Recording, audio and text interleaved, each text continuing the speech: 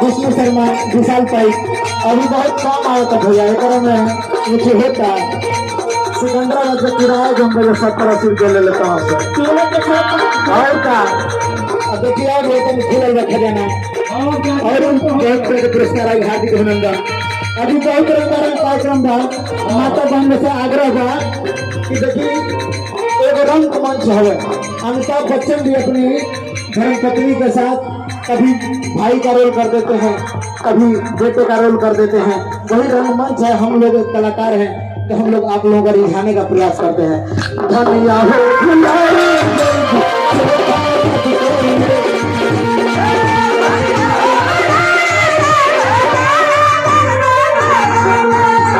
मान सिंह दीवानी जी की तरफ से पुरस्कार हार्दिक अभिनंदन। ठीक है पर्दे में हुई बहुत पुरस्कार विष्णु जी की तरफ से। और क्या कहेगा बाबा हुआ हाँ